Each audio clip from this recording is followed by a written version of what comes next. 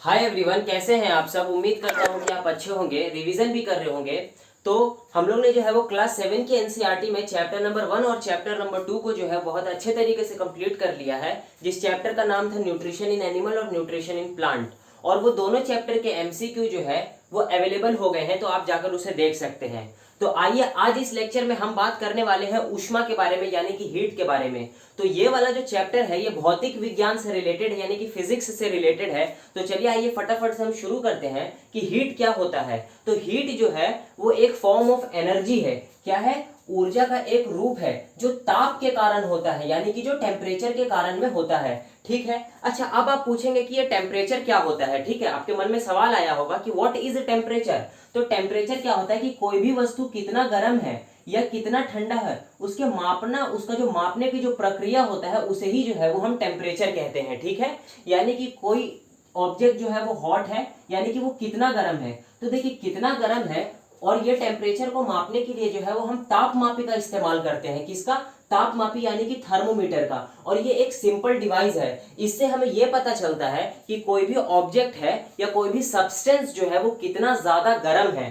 ठीक है। अब उसके आगे की तरफ चलते हैं तो देखिए इसमें क्या है कि जिस तापमापी का हम शरीर का ताप मापने के लिए जो है वो इस्तेमाल करते हैं उसे हम क्लिनिकल थर्मोमीटर कहते हैं, यानी कि डॉक्टरीय थर्मोमीटर। यानी कि हम जो डॉक्टर के पास जाते हैं तो हमारे बॉडी का जो जिस थर्मोमीटर से जो टेम्परेचर चेक किया जाता है उसको जो है वो हम क्लिनिकल थर्मोमीटर कहते हैं। और आप एक बात को हमेशा याद रख लेंगे कि जो क्लिनिकल थर्मोमीटर होता है उससे जो है वो हम 35 डिग्री सेल्सियस से 42 डिग्री सेल्सियस तक ही टेम्परेचर को जो है वो माप सकते हैं। ठीक है। अच्छा, उसके बाद जब हम आगे की तरफ मूव करते हैं तो देखिए यहाँ पर क्या लिखा गया है। मानव का सामान्य ताप, यानी कि मानव शरीर का जो सामान्य ताप होता है वो 37 डिग्री सेल्सियस है। कितना है? 37 डिग्री सेल्सियस। अब इसमें ध्यान देने वाली बात यह है कि इसका स्केल जो है वो व्यक्त किया गया है, तो ये इसके साथ ही बोला जाएगा। ऐसा नहीं बोला जाएगा कि 37 डिग्री फ़ारेनहाइट। देखिए अभी तो हम बात करते हैं ताप की, टेम्परेचर की। तो देखिए टेम्परेचर को तीन तरीके से मापते हैं। एक तो डिग्री सेल्सियस में मापते हैं, एक फ़ारेनहाइट में मापते हैं और एक केल्विन में मापते हैं। लेकिन हमारे मानव शरीर का ताप जो है वो हम टेम्परेचर में अगर हम डिग्री सेल्सियस में कहेंगे तो 37 डिग्री सेल्सियस कहेंगे। ठीक है। वही अगर हम उसको डिग्री सेल्सियस से हटाकर अगर फ़ारेनहाइट की बात करेंगे तो वो फ़ारेनहाइट में 98.6 फ़ारेनहाइट हो जाएगा। यदि अगर हम अपने मानव के जो नॉर्मल जो बॉडी टेम्परेचर उसे अगर हम केल्विन में कहेंगे तो केल्विन में वो 310.15 केल्विन हो जाएगा। ठीक है, ये हो गया। तो ये याद रखेंगे कि ये जो इसके साथ जो यूनिट जो लगता है वो जो है वो डिपेंड करता है कि हम किस चीज के बारे में बोल रहे हैं। अगर हम सेल्सियस बोलेंगे तो 37 डिग्री सेल्सियस, अगर हम फ़ारेनहाइट बोलेंगे तो 98.6 डिग्री फ़ारेनहाइट, यदि अगर हम केल्विन बोलते हैं तो 310.15 केल्विन होता है। इतना बात आपको समझ में आ गया होगा। अच्छा, ये तो हो गया था हमारे पास क्लिनिकल थर्मोमीटर। अब दूसरा थर्मोमीटर जो होता है उसे हम लेबोरेटरी थर्मोमीटर, यानी कि प्रयोगशाला में जो यूज होता है तापमापी, हम उसे कहते हैं लेबोरेटरी थर्मोमीटर। अच्छा, ये जो लेबोरेटरी थर्मोमीटर की सबसे खास बात क्या है कि ये जो है -10 डिग्री सेल्सियस से लेकर 110 डिग्री सेल्सियस के टेम्परेचर को मापने में काम करता है।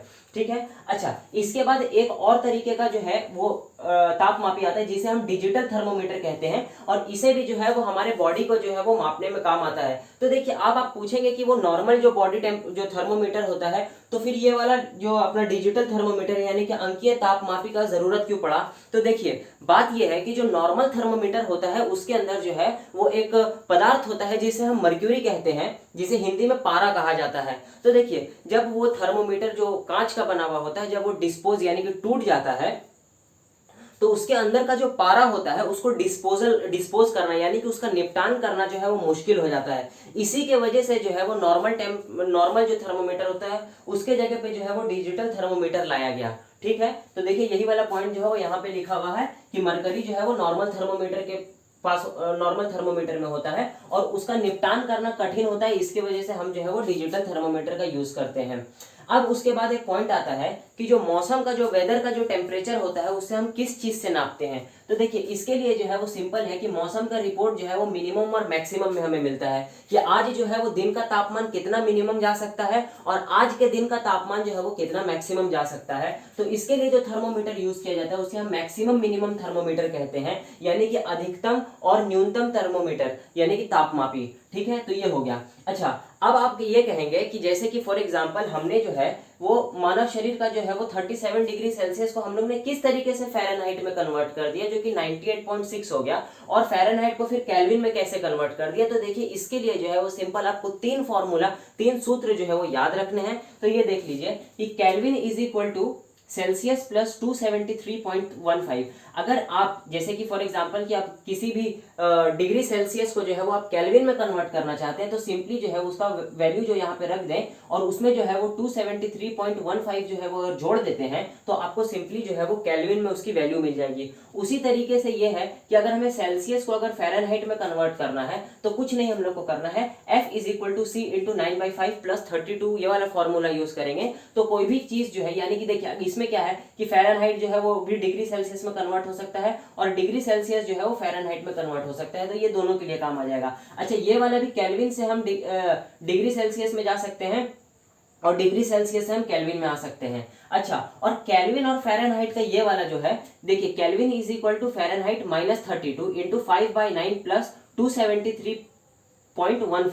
और इसी तरीके से अगर हमें फ़ारेनहाइट अगर हमें केल्विन दिया हुआ है, फ़ारेनहाइट निकालना है तो आप इस इक्वेशन की मदद से आप आराम से उसे निकाल सकते हैं। ठीक है, तो इतना जो है वो आपको समझ में आ गया होगा। फिर इसमें हम आगे की तरफ प्रोसीड करते हैं। तो देखिए इसमें क्या है कि ऊष्मा का स्थानांतर यानी कि ट्रांसफर ऑफ हीट जो है वो एक जगह से लेकर जो है दूसरी जगह तक जो है वो ट्रांसफर होता है। तो इसके टोटल जो है वो 3 प्रोसेस है। ठीक है, सबसे पहला वाला जो प्रोसेस है उसे हम कंडक्शन कहते हैं, दूसरा प्रोसेस कन्वेक्शन हो जाता है, थर्ड प्रोसेस जो है वो रेडिएशन हो जाता है। तो अब हम बात करते हैं कि ये कंडक्शन जो है वो क्या है। ठीक है, तो देखिए कंडक्शन को हिंदी में चालन कहते हैं। अब इसमें क्या होता है कि ऊष्मा किसी वस्तु के गर्म सिरे से ठंडे सिरे की ओर जो है वो स्थानांतर करता है। यानी कि सबसे बेस्ट एग्जांपल अगर हम इसकी बात करते हैं तो जब हम जो खाना पकाते हैं तो उसमें जो कढ़ाई जो होता है उसमें जो है वो एक चम्मच हम डालते हैं तो ये वाला पोर्शन जो है वो हीट होते रहता है और यहाँ से हीट जो है, अब ये तो पूरा पोर्शन गर्म है और यहाँ से हीट जो है वो हमें इस तरफ जो है वो मूव करता हुआ दिखाई देता है इस तरीके से।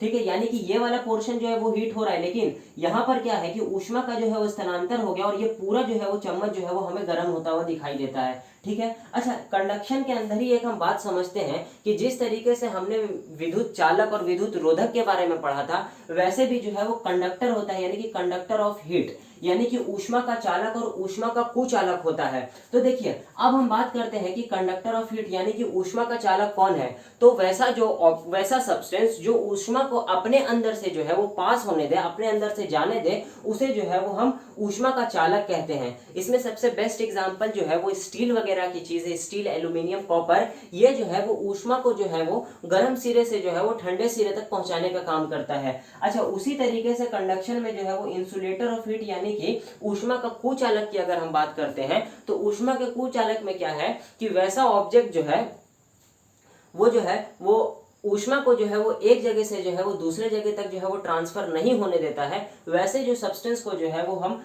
ऊष्मा का कुचालक में लाकर रख देते हैं। इसमें एग्जांपल हो गया प्लास्टिक हो गया, रबर हो गया, जहां से जो है वो हीट जो है वो ट्रांसफर नहीं होता है। तो उम्मीद करता हूं कि ये वाला पॉइंट समझ में आ गया होगा। अच्छा, इसमें नेक्स्ट पॉइंट आता है कन्वेक्शन के बारे में यानी कि संवहन। अच्छा, इसका एक एग्जांपल जो है उसका सबसे बेस्ट एग्जांपल हम देख सकते हैं जब हम पानी को उबालते हैं। तो देखिए कैसे होता है कन्वेक्शन का प्रोसेस।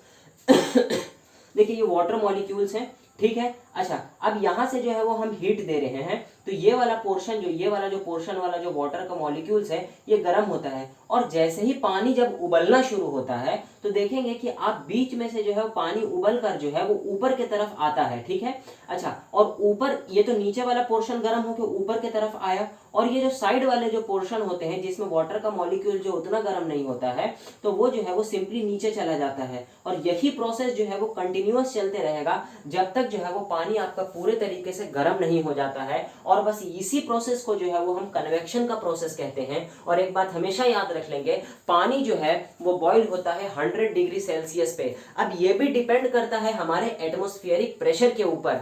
अगर हम अभी ग्राउंड लेवल पे बात कर रहे हैं तो पानी जो है वो 100 डिग्री सेल्सियस पर जो है वो गर्म हो जाएगा, लेकिन यही जो है वो हम पर्वतीय क्षेत्र में चले जाएंगे तो वहां पे जो है वो 98 या 97 डिग्री में ही जो है वो पानी अच्छे तरीके से बॉईल हो जाएगा। तो उम्मीद करता हूं कि ये कन्वेक्शन वाला प्रोसेस भी आपको समझ में आ गया होगा। एंड अब फाइनली मूव करते हैं एक लास्ट प्रोसेस के बारे में, जिसे हम रेडिएशन कहते हैं और जिसे हिंदी में जो है वो विकिरण कहते हैं। तो अभी इसे समझ लेते हैं कि सूर्य से हम एक ऊष्मा एक अन्य प्रक्रम द्वारा जो है वो आती है। अब जो सूर्य यानी कि जो पृथ्वी पर जो है वो सूर्य से जो ऊष्मा आती है वो एक अलग तरीके से आती है, जिसमें किसी भी मीडियम की सहायता नहीं होती है। तो वो जो ऊष्मा आती है वो रेडिएशन के थ्रू आता है, ठीक है। और आप एक चीज याद रखेंगे कि हमारी बॉडी जो है वो परिवेश में, यानी कि हमारा शरीर जो है वो रेडिएशन के थ्रू यानी कि विकिरण के थ्रू जो है वो परिवेश में ऊष्मा छोड़ता भी है और उससे ऊष्मा प्राप्त भी करता है, ठीक है। तो उम्मीद करता हूं कि ये रेडिएशन वाला पोर्शन जो है वो आपको समझ में आ गया होगा। इसमें बस यही एक इंपॉर्टेंट पॉइंट याद रखना है कि रेडिएशन के लिए किसी भी तरीके के माध्यम की हमें जरूरत नहीं होती है। तो उम्मीद करता हूं कि ये चैप्टर आपको समझ में आ गया होगा, जिसमें हमने हीट के बारे में देखा, उसके बाद जो है वो हीट के बारे में देखा हम लोग ने, उसके बाद हम लोग ने कुछ थर्मोमीटर की बात की। अच्छा, एक इंपॉर्टेंट पॉइंट इसमें रह गया है बैरोमीटर के बारे में। अच्छा, बैरोमीटर जो है वो क्या काम करता है, तो एटमॉस्फेरिक प्रेशर को जो है वो मापने का काम करता है, ठीक है। बैरोमीटर जो है क्या करता है, एटमॉस्फेरिक प्रेशर को मापने का काम करता है। और बैरोमीटर का जो इन्वेंटर है इवेंजेलिस्टा उनका नाम है। अच्छा, अगर बैरोमीटर का जो मेजरमेंट है वो अगर धीरे धीरे अगर ऊपर उठता है, इसका मतलब कि जो है वो मौसम जो है वो साफ रहने वाला है, ठीक है। तो उम्मीद करता हूं कि आपको ये चैप्टर समझ में आ गया होगा। मिलता हूं मैं आपको इसके नेक्स्ट लेक्चर में, तब तक के लिए जय हिंद, जय भारत।